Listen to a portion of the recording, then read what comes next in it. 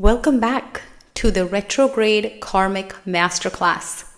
If you missed our last video, we established the core truth that your retrograde planet is your soul's choice to redo a past life lesson until you achieve true spiritual mastery.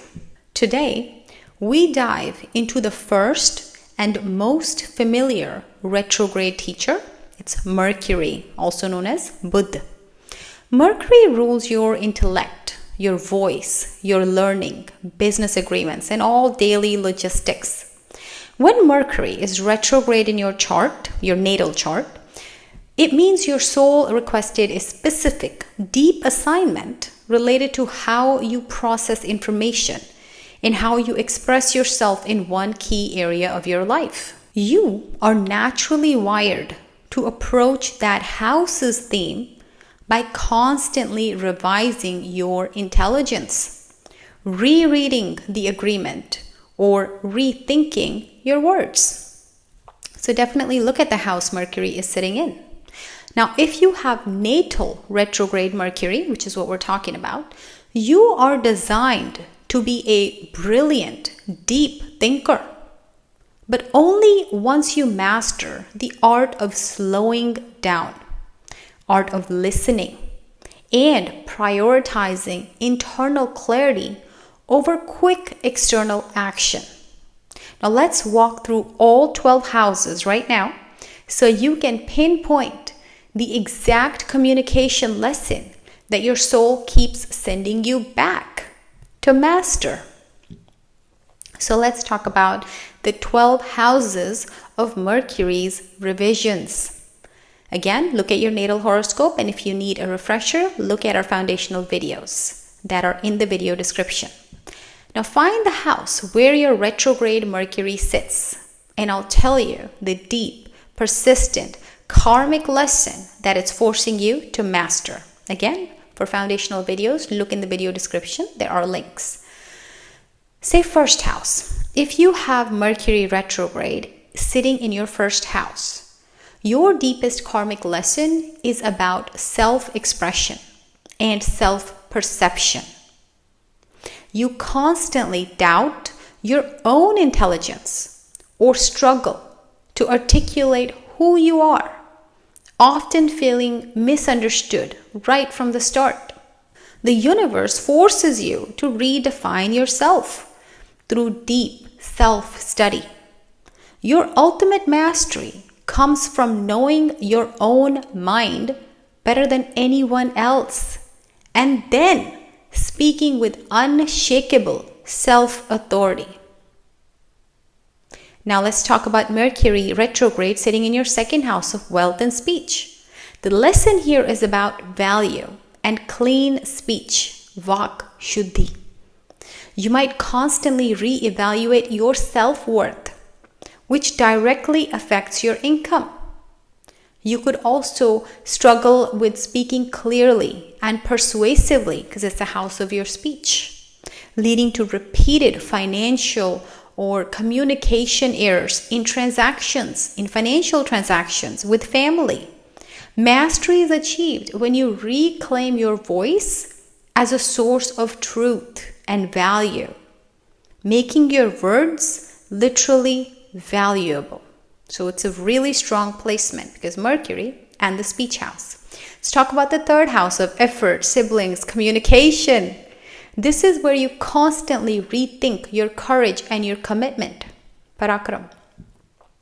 You might repeatedly start creative projects and then stall. Or you may have recurring issues with communication, with siblings, or communication overall, or with neighbors, which is the third house rules, or team members. The redo is to develop the discipline to refocus your effort internally, developing clear strategies before pushing forward with action. And once you achieve that, your Mercury is unbeatable. Let's talk about the fourth house of home, happiness, mother, family, environment. Mercury here forces you to re-examine your root system and emotional clarity. It's a house of happiness. You might constantly rearrange your home or struggle with internal happiness and contentment, or repeatedly feel misunderstood by family members the way you speak with them. The lesson is learning to communicate your emotional needs clearly and honestly to create authentic internal peace, because fourth house is your internal happiness. Let's talk about the fifth house of creativity and children. This is the ultimate lesson in self-expression and risk. You're constantly revising your creative projects. You're restudying, or perhaps having repeated discussions about children or investments or speculations or self-expression. The universe demands that you recommit to your original joy and express your creativity with integrity, rather than seeking external validation or approval. Let's talk about the sixth house of service and conflict. Your lesson is about revising your service and communication around health and conflict. You might constantly struggle to articulate your needs to colleagues in your workplace, or experience repeated misdiagnoses or misunderstandings with doctors. Mastery comes when you restructure your daily routine and communicate boundaries clearly without fear of conflict. Let's talk about seventh house of partnerships and contracts and spouse partners. This is a profound karmic lesson in relational communication and commitment. You repeatedly reevaluate partners, rewrite contracts, or feel continually misunderstood in that key one-on-one relationships with anyone. The redo is to learn to listen deeper and communicate your expectations clearly and completely before making any binding commitment. Very important. Let's talk about the eighth house of transformation and joint assets, shared resources. Mercury forces you to constantly re-examine the deep hidden truths and shared resources. You might repeatedly go back to therapy, re-investigate a debt or insurance matter, or struggle to articulate intimate needs. The lesson here is learning to master silent, intuitive communication and trust your own deep psychic wisdom over external explanations. Let's talk about the ninth house of Dharma, higher learning, father, guru, luck.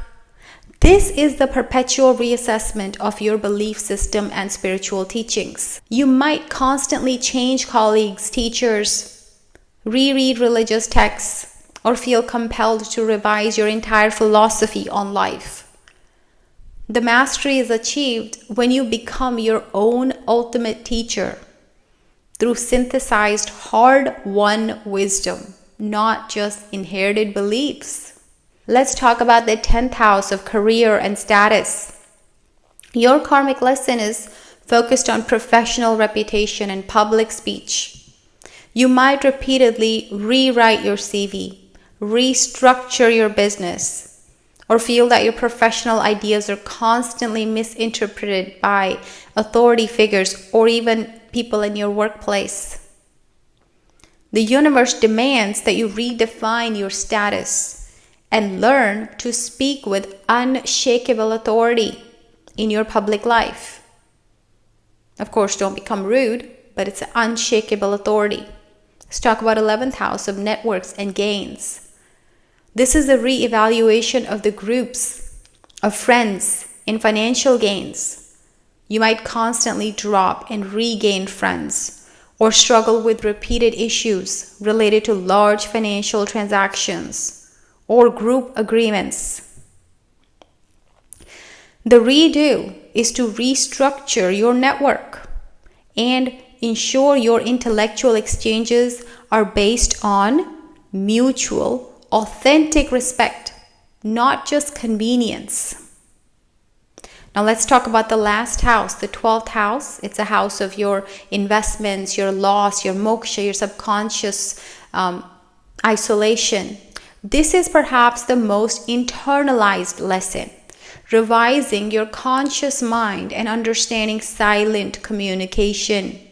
You might struggle with articulating your dreams, feel confused about sacrifice, or constantly rethink hidden matters. A mastery comes from learning to turn off the external mental chatter and listen only to your internal intuitive voice, that quiet place of clarity, of true clarity. So, if you have your natal Mercury retrograde, you may not have it retrograde, but if you do have it retrograde, what is the ultimate unifying spiritual assignment? It is to learn the power of the pause in the house that Mercury is sitting in, to make it more clear for you. The universe put Mercury retrograde in your chart because your past life tendency was likely to speak too quickly, or to sign contracts too impulsively, or over-intellectualize emotions. The retrograde forces you to slow down. The mastery comes when you realize that your perceived weakness, that need to constantly rethink and redo, is actually your greatest spiritual strength. You develop unparalleled clarity and deep synthesized wisdom because you've seen the mistake 10 times and know exactly why it fails. And here's how this connects to the transit trigger. When Mercury is retrograde in the sky, that's when the universe hits the pressure point on your natal house. If it's making any kind of connection to your natal house, transiting over it or aspecting it, it forces that repeated issue, the misunderstanding, the tech glitch, the self-doubt to the surface. Instead of fighting the transit, you honor it by focusing on internal revision. Don't launch, listen. Don't sign, but review. Don't speak, but write it. Use the external chaos for internal clarity. You see, a person with a natal Mercury retrograde is not cursed with bad communication. You are blessed with a deeper, more refined intelligence. The frustration is simply the friction as created when your highly specific mind tries to operate in a generic world. You honor your process. What is the process? It's the process of redoing. So you honor the redo. All right, let's turn this deep knowledge into tangible action before we move to the next planet. First, let's lock in your lesson. Tell me in the comments, based on your house placement of the retrograde Mercury in your natal chart. Again, look at our foundational videos mentioned in the description if you have any questions. What is the one key phrase or communication flaw that retrograde Mercury is forcing you to redo? For example, master silent communication. You can write that. Reclaim my voice as a source of value, or restructure my network if you have Mercury in the 11th house retrograde. Lock that phrase into your mind. Second, let's practice the pause.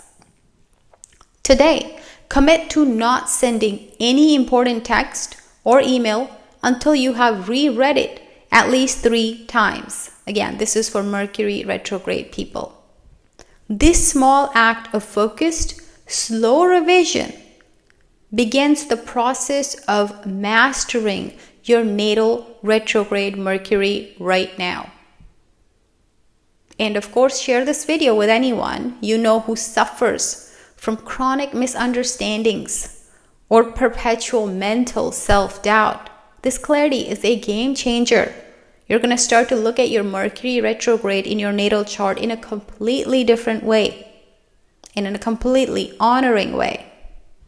Now our journey continues next time with a much deeper, much more emotional, and much more complex retrograde teacher, which is Venus retrograde. We're going to go through all 12 houses of love, money, and value recalibration. Venus retrograde forces us to review our deepest relationship patterns and our approach to wealth. It's a massive lesson in self-worth. We'll go through all 12 houses, so you don't want to miss this one. So hit the notification bell right now so you can be notified when we launch that next video in your spiritual mastery. If you'd like to take a deep dive into your own chart, check out your own Mercury retrograde, where it's sitting. If you'd like to connect with me, reach out to me via the link in the video description or in the about section of this channel. Now, if this video gave you that aha moment, please give it a thumbs up and subscribe for more profound Vedic wisdom. Thank you for watching, and thank yourself for watching. That's all for today.